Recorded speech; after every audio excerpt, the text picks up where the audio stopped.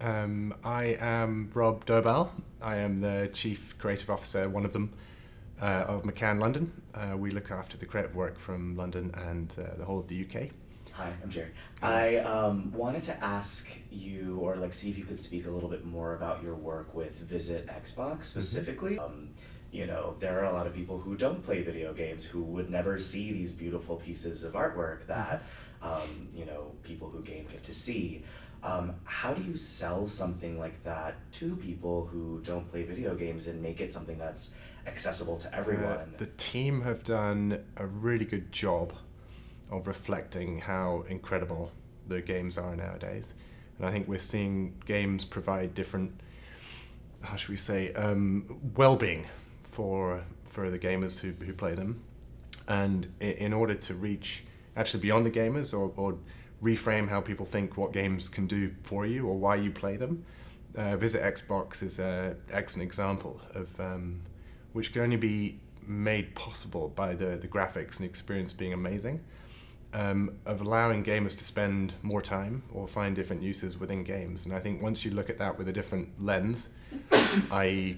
what incredible places you can visit within the games, I think it was a really nice step to then change the marketing of that, which then said, well, we can look at the whole game and advertise it the way people advertise travel. So it opened up a whole new avenue and approach. What do you do within your company, or what do you plan to do within your company to shake things up in terms of talent, in terms of tech, or just more generally, what kind of plans do you have to make sure that McCann's creativity it doesn't remain tiring or repetitive? Yeah. So that's an issue with all creative companies is that they have to continue to be avant-garde or new or fresh. And I think you're right. When you see the body, even of the best work in the world, all lined up beside each other, you realize that quite a lot of it informs quite a lot else of it, if that makes sense. So you kind of get people thinking within the zeitgeist. You'll see a whole load of work that's the same or trending.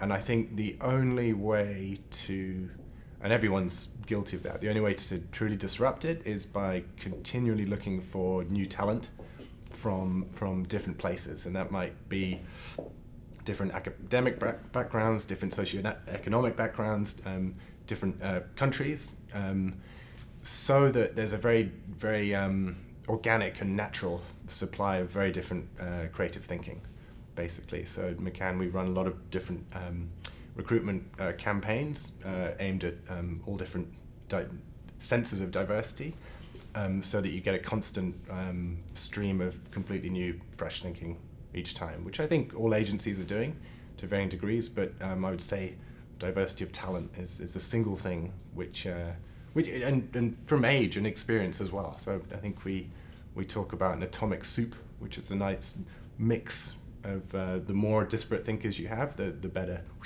the synergy will be. So yeah, talent. That's great. Actually, I went to school for chemistry. Yeah, and so there you go. When I started at my company, I was always like, this was so silly, why did they hire me? I can't believe I'm here, kind of thing. Yeah. Imposter syndrome for sure. Yeah.